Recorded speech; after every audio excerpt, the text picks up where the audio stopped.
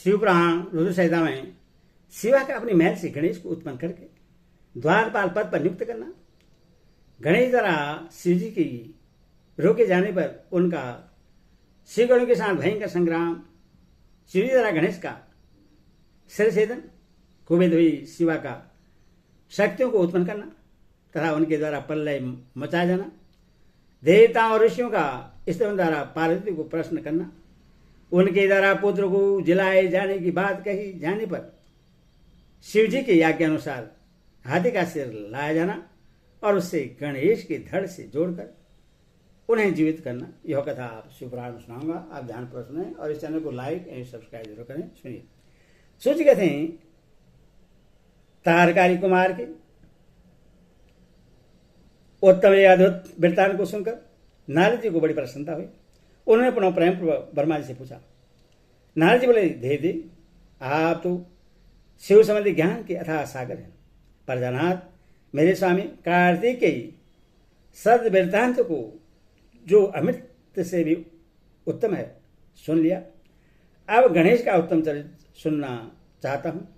आप उनका जन्म वृत्तांत था दिव्य चरित्र जो संपूर्ण मंगलों के लिए भी मंगल स्वरूप है वर्णन कीजिए। सूर्य कहते हैं, महामुनि, नारद का ऐसे वचन सुनकर ब्रह्मा जी का मन हर्ष से गदगद हो गया। वे शिव जी का स्मरण करके बोले। ब्रह्मा जी ने कहा, नारद, पहले जो मैंने विधिपूर्वक गणेश की उत्पत्ति का वर्णन किया था और शनि की दृष्टि पड़ने से गणेश का मस्तक कट गया था, तब उस पर हाथी का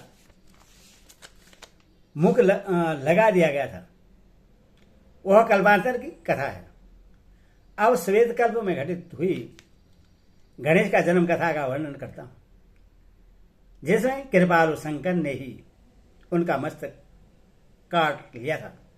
मुने, इस विषय में तुम्हें संदेह नहीं करना चाहिए, क्योंकि भगवान शंभु कल्याणकारी, सृष्टिकर्ता और सबके स्वामी हैं। वही सत्वगुण और निर्गुण भी हैं।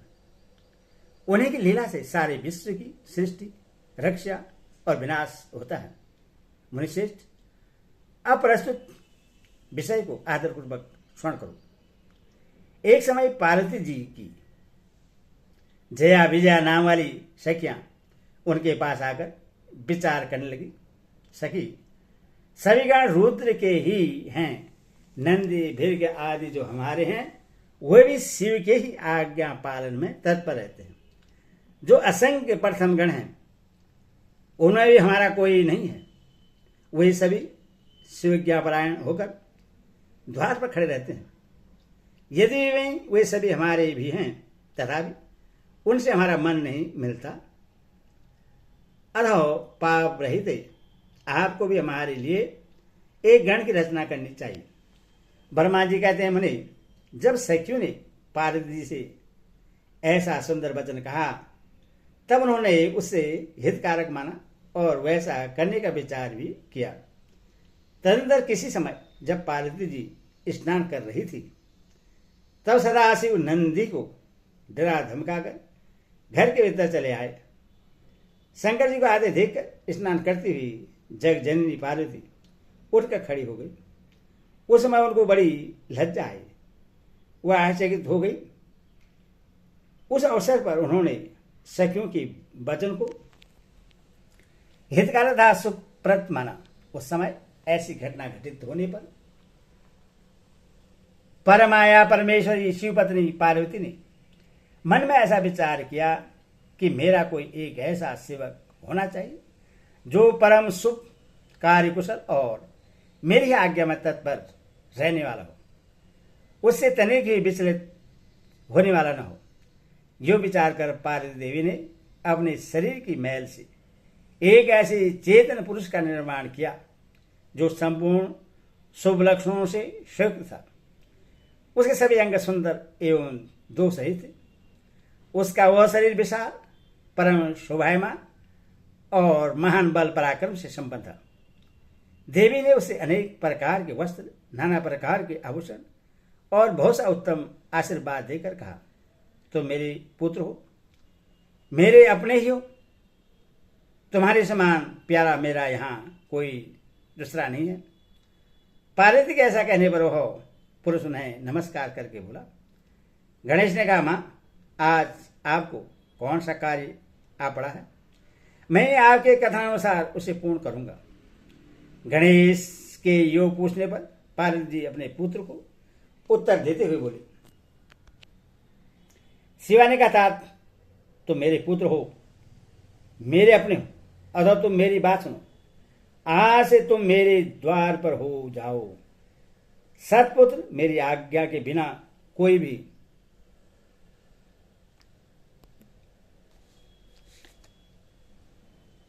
हठप्रभु मेरे महल के भीतर प्रवेश न करने पाए, चाहे वह कहीं से भी आए, कोई भी हो।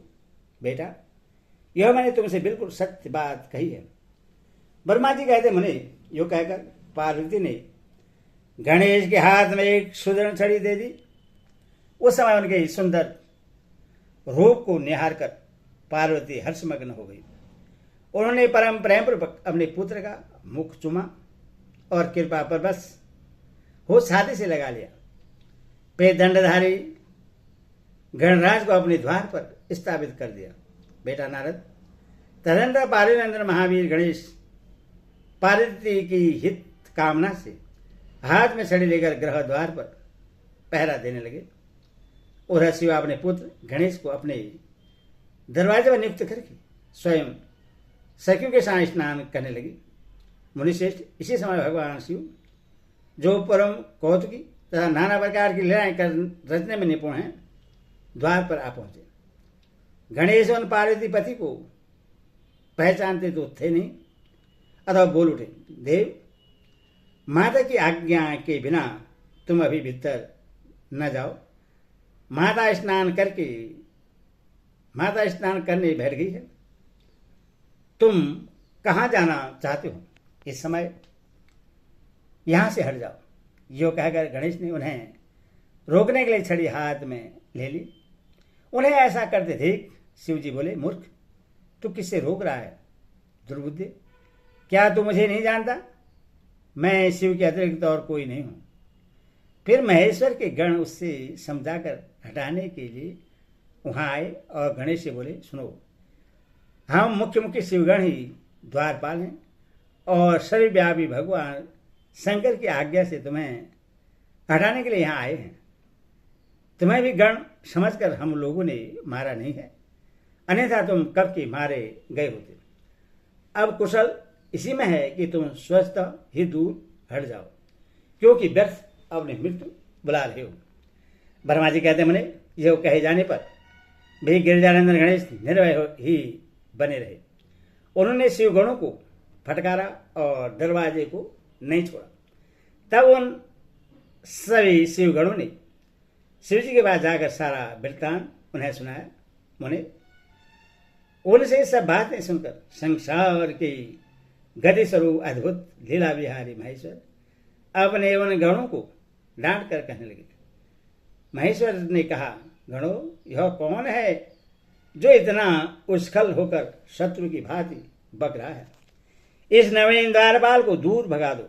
तुम लोग नपुंसक की तरह खड़े होकर उसका वृत्तांत मुझे क्यों सुना रहे हो? विचित्र लीला रचने वाले अपने स्वामी शंकर के यो कहने पर वे गण पुनः वहीं लौट आए। तदनंतर गणेश द्वारा पुनः रोके जाने पर शिव जी ने गणों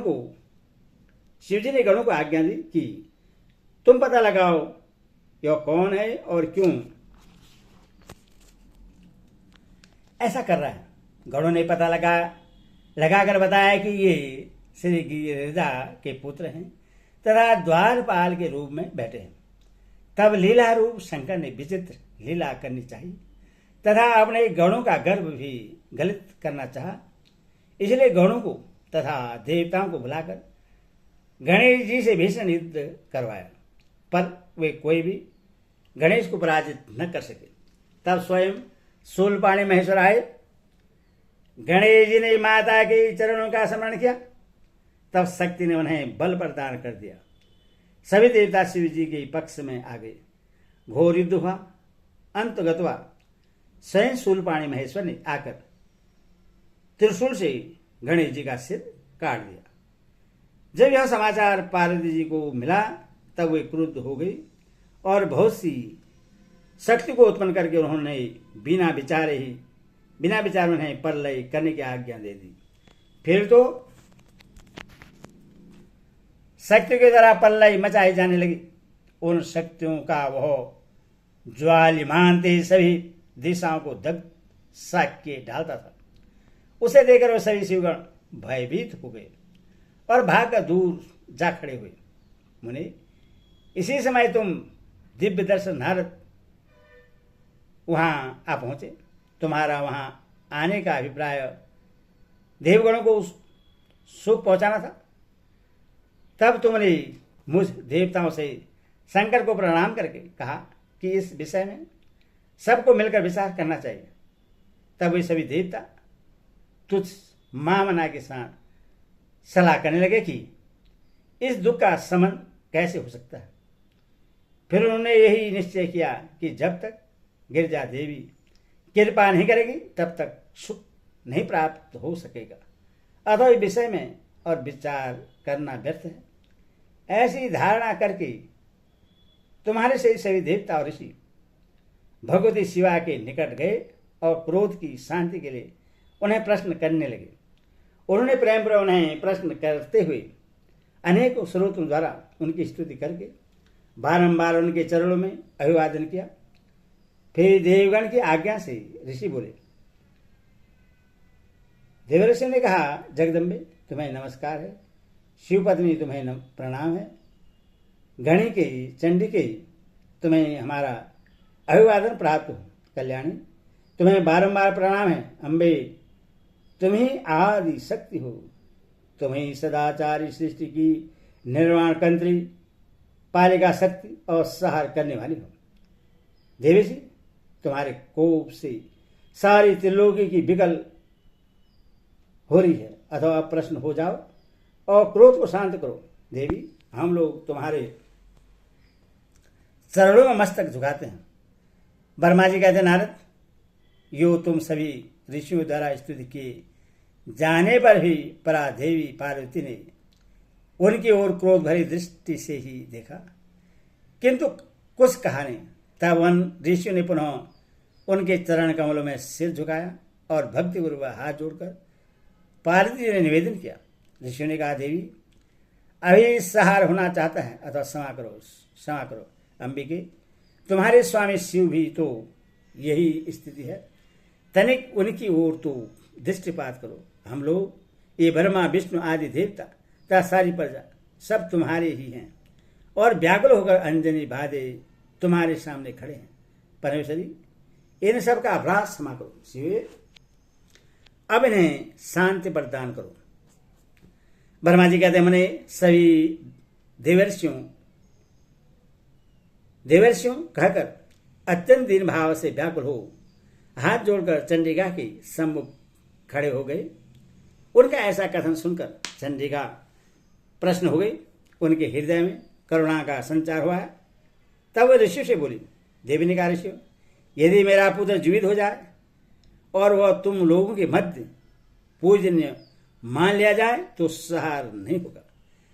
जब तुम्हारे लोग उससे सर्वाध्यक्ष का पद प्रदान कर दोगे तभी लोक में शांति हो सकती है, अन्यथा तुम्हें सुख नहीं प्राप्त हो सकता। ब्रह्मा जी कहते, मुनि पार्वती के योग कहने पर तुम सभी ऋषियों ने उन देवताओं के पास जाकर सारा वृत्तांत कह सुना। उससे सुनकर इंद्र आदि सभी देवताओं के चेहरे पर उदासी छा गई।